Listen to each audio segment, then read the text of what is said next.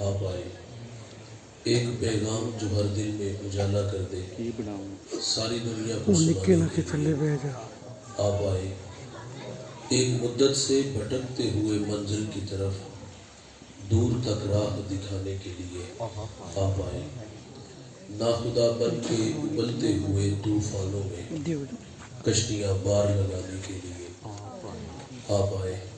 آپ آئے تو ہر طرف اجالے انوار کرم کی برکھا برسی تھی۔ ہم حضور کی آمد سے پہلے کے حالات پڑھتے ہیں۔ حضرت عیسیٰ علیہ السلام کے بعد 571 سال کا ایک طویل زمانہ بیت چکا تھا۔ حضرت انسان اپنے خالق و مالک کو بھول چکا تھا، اخلاقی قدریں زوال پذیر تھے۔ سید سلیم گیلانی فرماتے ہیں، زیست یخبستہ تھی تاریک نہا خانوں میں، ایک کرن پھوٹی اجالا ہوا ایوانوں میں، زہر آلود فضائیں تھی نمو سیاری، آپ آئے تو بہار آ گئی ویرانوں میں۔ کس نے اللہ سے ٹوٹا ہوا رشتہ جوڑا، ان سا محسن نہ فرشتوں میں نہ انسانوں میں۔ پوری دنیا میں اندھیرے تھے، آقا تشریف لاتے ہیں اور مکہ کے گٹاڈوب اندھیروں میں توحید کا چراغ جلا دیتے ہیں۔ پھر اتنے اجالے انوار اترتے ہیں کہ جو لوگ در در پہ دھکے کھا رہے تھے، آقا کی صدائے دل نواز نے انہیں کھینچ کے ایک خدا کے آگے جھکنا سکھا دیا۔ میرے نبی صلی اللہ علیہ وسلم کار نبوت کی ذمہ داریاں سر انجام دینے کے لیے میدان عمل میں ہے۔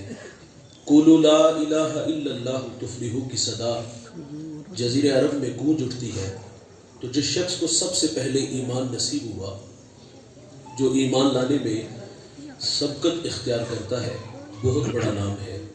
وہ اس امت کا پہلا صوفی بھی ہے، صحابی بھی ہے، وہ راست رو بھی ہے، وہ راست گو بھی ہے، وہ معاملات دنیا کو سلجھانے کا ڈر اور سلیقہ بھی جانتا ہے۔ میرے نبی نے اس جوان کی تعریف کی، فرمایا میں نے جس کو بھی دین دیا اس نے تعامل سے تردد سے کام لیا، لیکن فرمایا ابو بکر وہ جوان ہے، میں نے اس کو دین دیا، اس نے جھولی میں ڈال دیا۔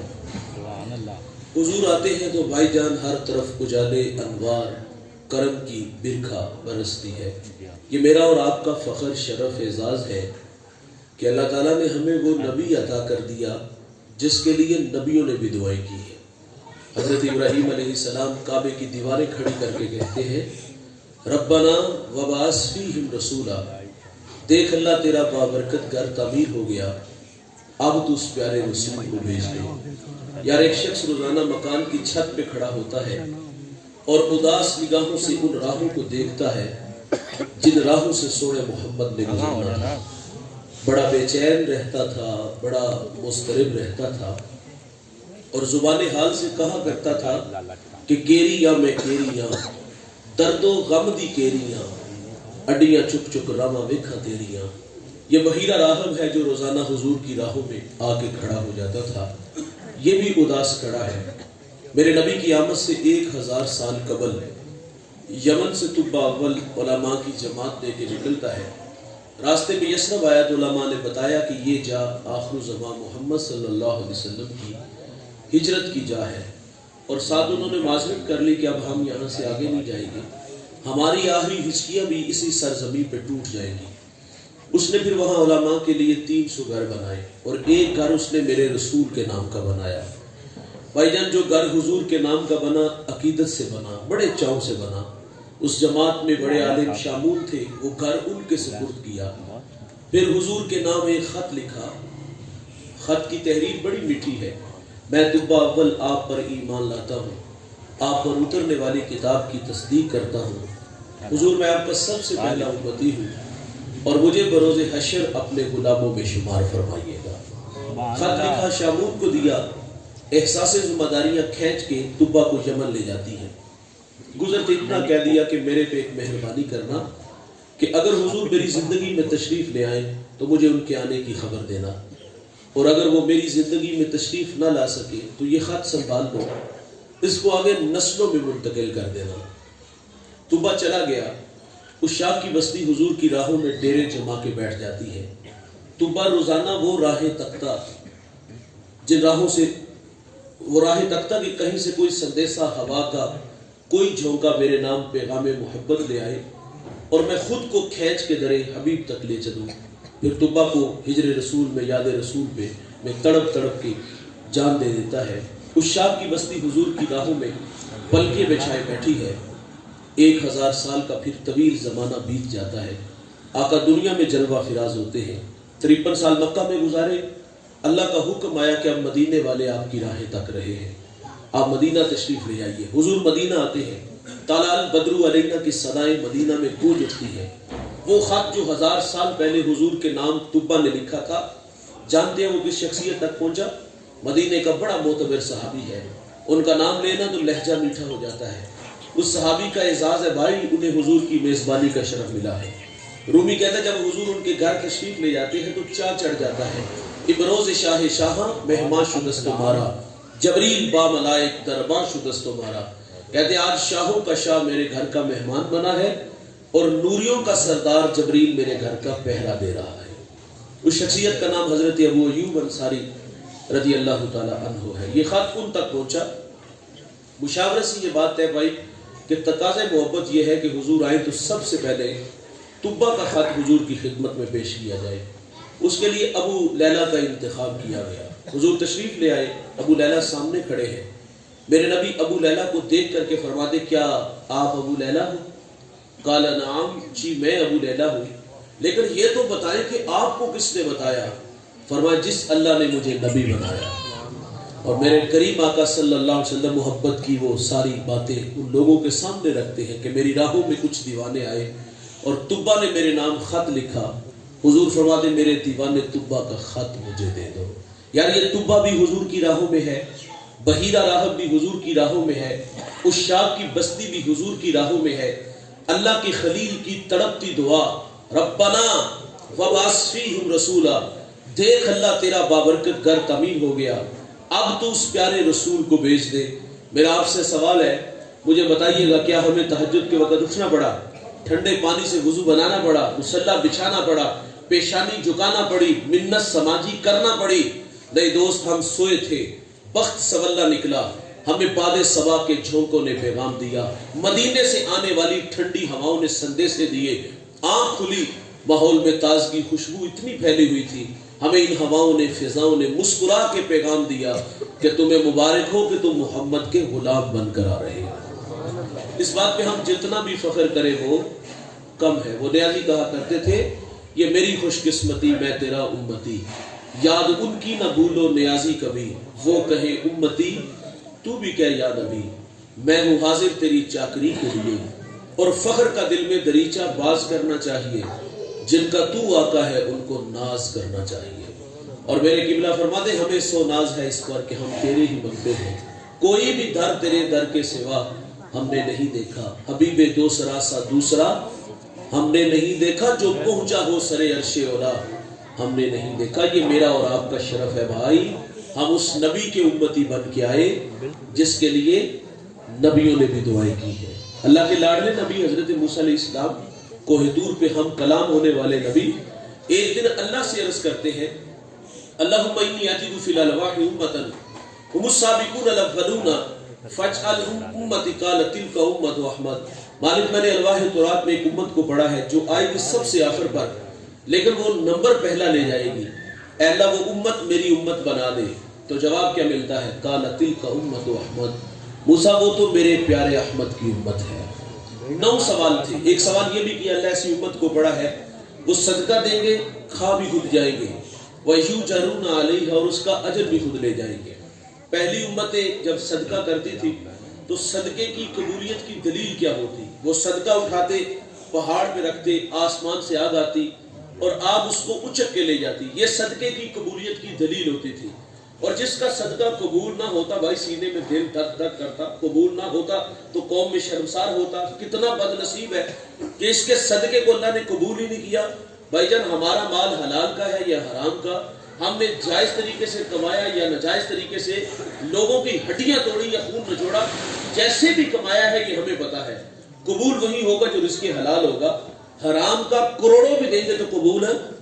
پہلی مہربانی یہ ہوئی کہ اللہ نے ہمارے عیبوں پہ پردہ ڈال دیا. بھائی جان وہ رسوا ہوتے تھے, ہمیں رسوائی سے بچایا گیا. اچھا اگر ان کا قبول ہوتا تھا تو کیا ہوتا تھا؟ آگ لے جاتی تھی. اور ادھر کہانی کیا ہے, صدقہ دیا, خود کھایا اور اجر بھی خود لے گئے. اللہ وہ امت میری امت بنا دے. فرمایا وہ میرے پیارے احمد کی امت ہے. ایک اور سوال کیا اللہ ایسی امت کو پڑھا ہے, یاکلون الفیء, وہ مال فے کھائیں گے. ایک ہوتا ہے مال غنیمت اور ایک ہوتا ہے مال فے. مال غنیمت جنگ کے بعد جو دشمن سے مال حاصل ہوتا ہے مجاہدین میں بانٹ دیا جاتا ہے. اور مال فے اس مال کو کہتے ہیں جس میں جنگ کی نوبت نہ آئے, دشمن مال خوف کے ویسے ہی دوم دبا کے بھاگ جائے, بغیر مشقت جو مال حاصل ہوتا ہے اس کو مال فے کہتے. کہا مالک وہ امت میری امت بنا دے. فرمایا وہ میرے پیارے احمد کی امت ہے. ایک اور سوال کیا اللہ میں نے ایسی امت کو پڑھا ہے وہ نیکی کا ارادہ کریں گے. نیکی کی نہیں, صرف نیکی کا ارادہ کیا. کیا کیا ہے؟ میں دکھیوں کے کام آؤں گا, بیواؤں کے کام آؤں گا, کانٹوں بھری بستی میں سنت کے پھول اگاؤں گا, جیوں گا اللہ کے لیے, مروں گا اس کے دین کے لیے, میری دھڑکنیں میری سانسیں قرآن کی نوکری میں گزرے گی. یہ ہے نیکی کا ارادہ. بھائی یہاں بیٹھ کے طبیعت میں نیکی سے محبت پیدا ہونے لگی.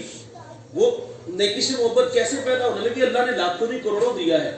میری دیوار کے متصل میرا اپنا ہی غریب بھائی, کچی دیواروں سے چیخوں کی آوازیں آتی ہیں, اور یہاں بیٹھ کر کے طبیعت میں نیکی کا جذبہ پیدا ہوا کہ آج مر گئے کل دوسرا دن کون یاد رکھے گا. تو نیکی کا جذبہ کیا پیدا ہوا کہ میں اپنی آخرت کے لیے ذخیرہ کروں گا, اس مال کو خرچ کر کے میری گلی میں میری ہمسائیگی میں کتنے لوگ نانے شبینہ کو ترس رہے, میں دولت ان پہ لٹاؤں گا. یہ اس نے نیکی کا ارادہ کیا ہے. ابھی کسی گرتے کو سہارا نہیں دیا, ابھی کسی کو کھینچ کے مسجد میں نہیں لایا, ابھی کسی کی آنکھوں پر حیا کے پہرے نہیں بٹھائے, کسی کے کانوں میں قرآن کے نغمے نہیں لایا. بھائی جان جہاں بیٹھ کے صرف نیکی کا ارادہ کیا ہے.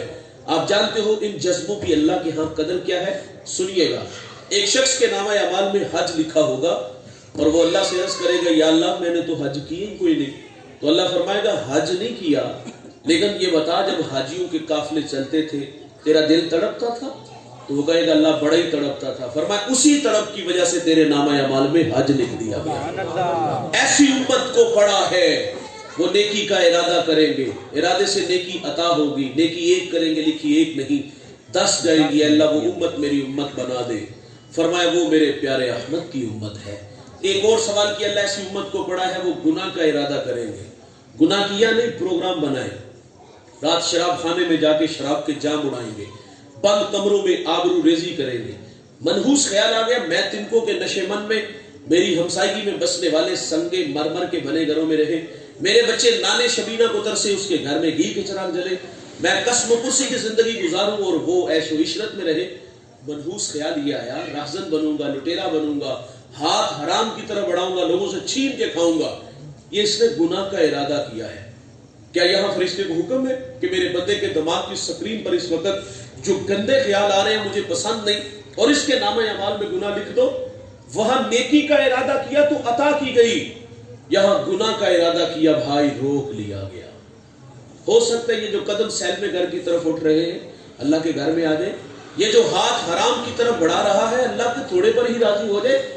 گناہ کے ارادے سے جوانوں گناہ نہیں لکھا جائے گا. فطرت میں بھول جانا بھی ہے, اگر گناہ سرزد ہو جائے گا تو لکھا بھی ایک جائے گا, اور اگر کوئی ندامت کے اتھرو اس کی چوکھٹ پہ لے کے آ جائے, کیے ہوئے گناہوں پر شرمسار ہو جائے, ہجرت کر کے پلٹ آئے, وعدہ ہے اللہ کا میں اس کے گناہ کو لوح محفوظ سے مٹا دوں گا. ہم تو مائل بکرم ہے کوئی سائل ہی نہیں, راہ دکھلائے کسے کوئی رہنمائے منزل ہی نہیں. جو گناہ چھوڑتے ہیں جوانوں عادت باری تعالیٰ ہے, وہ گناہوں پر کرم کا قلم پھیر دیتا ہے. سری سکتی فرماتے میں گزر رہا تھا تو میں نے سر راہ ایک شرابی دیکھا, گندی نالی میں اس کا منہ تھا اور زبان سے اللہ اللہ کر رہا تھا. میرے نبی فرماتے شراب پینے والا بت پوجنے والے کی طرح ہوتا ہے. شرابی کو جب قبر میں اتارا جائے گا تو حضور فرماتے اس کا رخ قبر کے اندر قبلے سے پھیر دیا جائے گا. شرابی کو مرتے وقت کلمہ بھی نصیب نہیں ہوگا. حضرت علی فرماتے شراب کا ایک قطرہ دریا میں ڈال دیا جائے, دریا خشک ہو جائے, گھاس اگے اور وہ گھاس میرا گھوڑا کھائے, آپ فرماتے میں اس پر سواری کرنا بھی پسند نہیں کروں گا. اور آج کا جوان کیا کہتا ہے, دوست کی دعوت پہ گیا اس نے ڈرموں میں شراب ڈالی اور ہم نے مٹکے بھر بھر کے پی. فخر سے بتاتے ہیں نا, ایک بزرگ کا قول نظروں سے گزرا, وہ کہتے گناہ کی سزا یہ ہے کہ بندہ گناہ کر کے پھر گناہ کرتا ہے. گناہ کا ہو جاتا ہے گناہ بھائی، بندہ ہاتھ چھوڑے نا کہ یا اللہ نہیں کراں گا معاف کر دے، تو وہ معاف کرے گا. لیکن آج اگر معذرت نہ کی تو پھر پچھتانا پڑے گا. آج صاحب نے کھلے راہ بھی نے، آج معذرت کریں گے تو وہ معاف کرے گا. اور اگر یوں ہی بے مہار زندگی گزاری، شراب کے نشے میں دھت رہے اور رقص و سرود کی محفلیں سجاتے رہے تو عرش کے رحمان ہمیں کبھی بھی معاف نہیں کرے گا. وقت پہ کافی ہے. ایک بھی قطرہ آب ہوش ہنگام کا جل گیا جب کھیت برسا، نہیں تو پھر کس کام کا، پھر پچھتانے سے کچھ نہیں ملے گا. اور یار اس دن تو کافر بھی کہے گا یا لیتنی کنت ترابا، ہائے کہ میں مٹی بن جاؤں. لیکن اس دن یحییٰ علیہ السلام کے ہاتھوں مینڈے کی شکل کے اندر موت کو بھی موت آ جائے گی. اس دن زندگی ہی زندگی ہوگی. اور بھائی آج معذرت کریں گے تو وہ معاف کرے گا. سری سختی فرماتے ہیں شراب کے نشے میں دھت تھا، گزرتے میرے قدم رکے، میں نے چہرہ دھویا اور کان میں اتنا کہہ کے گزر گیا، او بندہ خدا ناپاک منہ سے اس پاک ذات کا نام لے رہے ہو. فرماتے یہ بجلی تھی جو دل پہ گری. اگلے دن فرماتے میں تہجد کے وقت مسجد میں گیا تو میری آنکھیں کیا دیکھتی ہیں، جو کل شراب کے نشے میں گندی نالی میں پڑا تھا آج وہ مجھ سے پہلے مصلی پہ کھڑا ہے. آپ فرماتے میں حیران ہوا اور اللہ سے کہا مالک یہ تو بہت بڑا شرابی تھا. ہاتف سے آواز آتی ہے سری سختی، تو نے ہماری خاطر اس کا منہ دھویا، ہم نے تیری خاطر اس کا دل دھو دیا. بنی اسرائیل میں ایک جوان تھا جس کا نام کفل ہے. کفل کسی شریف آدمی کا نام نہیں، بہت بڑا بدماش. اور اس کی بدماشی کیا تھی، وہ غریبوں کی بیٹیوں کو لوٹتا تھا. ایک دفعہ اس نے 60 دینار میں کسی مجبور بیٹی کو خرید لیا. خلوت میں اس کے پاس گیا، دیکھا تو وہ رو رہی تھی. کفل سمجھتا تھا میرے پہلو میں آنے والی ہر بیٹی بے غیرت ہوتی ہے، لیکن یہاں برستے آنسو دیکھے تو قدم رک گئے. سوال کرتا کیوں رو رہی ہو؟ اس نے کہا کفل شوق سے نہیں آئی، غربت مجھے بھوک تیرے تک کھینچ لائی ہے. یہاں رک کر کے ایک جملہ عرض کروں گا، جب مالدار لوگ، جب سرمایہ دار لوگ، جب وڈیرے لوگ غریبوں کا حق نہیں نہ دیتے تو پھر غریبوں کی بیٹیاں نیلام ہو جاتی ہیں. یہ ڈائمنڈ منڈیاں، یہ بازار حسن، یہ کوٹھے، یہ کنجریاں اس وقت بنتی ہے جب ہم ان کا حق نہیں دیتے. آج بڑے فخر سے نہیں کہتے بہت بڑے جگیردار ہیں، بہت بڑے زمیندار ہیں، تجوریاں خزانوں سے بھری ہوئی ہیں، ان کے منہ بھی کھولے ہیں، پیسہ پانی کی طرح بہاتے ہیں اور معاشرے میں ہم دریا دل مشہور ہیں. لیکن دولت کہاں لٹتی ہے بھائی؟ جہاں نفس کو ہضم ملتے ہیں. میں اور آپ دیہاتی لوگ ہیں، ہمارے دیہاتوں میں میلے ٹھیلے کا ماحول ہوتا ہے. کتوں کی لڑائی آئی تو 50,000 وہاں دیا، کرکٹ میچ ہے تو 1 لاکھ کا انعام وہاں دیا. ہم نے دولت وہاں لٹائی جہاں نفس کو ہضم ملا. تو بھائی ہم نے معاشرے میں پھیلے ہوئے دکھ کیوں نہ دیکھے؟ ہماری دیوار کے متصل بیوہ کے بلکتے سسکتے تڑپتے بچے نظر کیوں نہ آئے؟ وہ کیا کسی شاعر نے کہا تھا کہ دیکھا ہے میں نے شہر میں کوڑے کے ڈھیر پر 2 بچے لڑ رہے تھے فقط ایک بیر پر. فصلوں کو کاٹتے کچھ ٹوٹی چوڑیاں، کچھ بک گئی ہیں دوستوں گندم کے سیر پر. اور گندم امیر شہر کی ہوتی رہی خراب، بیٹی مگر غریب کی فاقوں سے مر گئی. اور محسن نقوی کہتا ہے محسن یہ غریب لوگ بھی تنکوں کا ڈھیر ہوا کرتے ہیں، کبھی پانی میں بہ گئے تو کبھی ملبے میں دب گئے. اور بھائی دولت لٹانی تو ان پہ لٹاؤ، ان مجبوروں پہ لٹاؤ. ہمارے گجرانوالہ دلہ چوک میں بوڑھا تیل دہاڑے آٹے کا تھیلا اٹھا کے دوڑ لگاتا ہے. نحیف تھا، 2 قدم چلا، لوگوں نے پکڑا اور خوب زدوکوب کیا. بعد میں سوال کیا بوڑھے جرت کیوں کی؟ اس بوڑھے کی آنکھوں میں آنسو تھے. کچھ لوگوں نے مارا، کچھ زخم ویسے تھے. وہ کہتے ہیں 1 ہفتہ ہو گیا اس چوک میں آ کے کھڑا ہوتا ہوں مزدوری کے لیے اور لوگ مجھے بوڑھا سمجھ کے چھوڑ کے چلے جاتے ہیں. روزانہ بے وفائی کا سامنا کرنا پڑتا ہے، بچوں سے وعدہ کرتا ہوں لیکن آج پھر مجھے کوئی نہ لے کے گیا تو مجبور ہو گئے چوری کرنے پہ. اچھا وہ بوڑھا مر جاتا نا غربت کی زندگی تو پھر محلے سے سخی بڑے نکلنے تھے. جی کفن کا انتظام ہماری طرف سے. سیٹھ صاحب کہاں تھے آپ جب وہ پیوند لگے کپڑے پہن کے آپ کے سامنے روزانہ گزرتا تھا؟ ہماری دولت کا قد بڑا ہے، یہ ہمیں بونے نظر آئے. اور آج مرنے کے بعد لٹھا لے آئے، مرنے کے بعد سفید لباس لے آئے، زندہ کو پہناتے ہیں نا. اور پھر گلی محلے میں اور بھی نکلتے ہیں، گلی محلے سے اور نہیں بلکہ رشتہ دار بھی آ جاتے ہیں. سارے کہتے ہیں جی سارے 10,000 روپیہ پاؤ تو اسی جنہوں نے کل 10واں 40ویں دی روٹی ہم اپنے کندھوں پہ لیں گے. معذرت سے کہوں گا یہ رشتہ دار کہاں تھے؟ یہ گلی محلے کے لوگ اس وقت کہاں تھے جب ان کی دیواروں سے بھی چیخوں کی آوازیں آتی تھی؟ آج مرنے کے بعد انواع و اقسام کے کھانے پھال لے آئے، اللہ یہ روٹیاں ہمارے منہوں پہ مارے گا. جب نوالے کو ترس رہے تو اس وقت ہم کہاں تھے بھائی؟ آنکھوں پہ پٹی باندھی ہوئی تھی. یہ بھی دکھلاوا ہے. اور آپ دیکھو جب جنازہ اٹھتا ہے تو سب سے آخر پہ ہوتا ہے نا، اس کی بھی کوشش ہوتی ہے میں آگے بڑھ کے کندھا دوں اور بھائی آج مردے کو کندھا دینے آ گئے یار، کاش کے زندہ کو کندھا دیتے، کاش کے زندہ کو سہارا دیتے یار، اس کی زندگی سے کچھ دکھ کم کرتے۔ خیر بات کفل کی ہے، کفل کو جب اس خاتون نے کہا نا، اس بیٹی نے کہا مجھے بھوک تیرے تک لے آئی ہے، یہ ایک جملہ کفل کی ہدایت کا سبب بنا۔ دل کے آئینے پہ چوٹ لگی، کفل تڑپ گیا، رو کے کہتا ہے بہن مجھے معاف کر دے، تو جس عزت سے آئی ہے اسی عزت سے واپس گھر چلی جا، اور میرے لیے دعا کر کے میں بڑا ہی کتا انسان ہوں، اللہ مجھے معاف کر دے۔ وہ بیٹی گھر چلی گئی، ادھر تقدیر کا قلم چل گیا، اسی رات کفل کو موت آ گئی۔ صبح ہوئی تو زمانے نے کفل کی دیوار پہ یہ لکھا ہوا پڑا تھا، اللہ نے کفل کو معاف کر دیا ہے۔ آج صحابی نے کھلے راوی نے، بھائی توبہ کا در بند نہیں ہوا، سورج مغرب سے طلوع نہیں ہوا، آج معذرت کریں گے تو وہ معاف کر دے گا۔ موسیٰ علیہ السلام نے عرض کی اللہ میں نے ایسی امت کو پڑھا ہے، وہ گناہ کا ارادہ کریں گے، ارادے سے گناہ نہیں لکھا جائے گا، ہو جائے گا تو لکھا بھی ایک جائے گا، اے اللہ وہ امت میری امت بنا دے۔ فرمایا وہ میرے پیارے احمد کی امت ہے۔ 9 سوال کیے، ہر سوال پہ ایک ہی جواب آیا، اور آخر پہ عرض کرتے ٹھیک ہے اللہ وہ امت میری نہیں بنانی تو نہ بنا، مجھے ہی اس محمد کا امتی بنا دے۔ تو پھر ہم کیوں نہ کہیں دوست یہ میری خوش قسمتی، میں تیرا امتی، یاد ان کی نہ بھولو نیازی کبھی، وہ کہیں امتی تو بھی کہہ یا نبی، میں ہوں حاضر تیری چاکری کے لیے، اور فخر کا دل میں دریچہ باز کرنا چاہیے، جن کا تو آقا ہے ان کو ناز کرنا چاہیے۔ اللہ مجھے آپ کو حضور کی لازوال محبت سے مالا مال فرمائے، ایک ایک سنت پر پہنچ کر عمل کی توفیق عطا فرمائے۔ میں انتہائی شکر گزار ہوں بھائی محمد اظہر صاحب، میرے چھوٹے بھائی جیسا ہے، بے پناہ محبت ہے اور بڑا پرانا درینہ تعلق ہے، آپ کی دعوت پہ ناچیز حاضر ہوا۔ اللہ جناب کو دارین کی ساتھ عطا فرمائے، دنیا کی عزتوں سے مالا مال فرمائے۔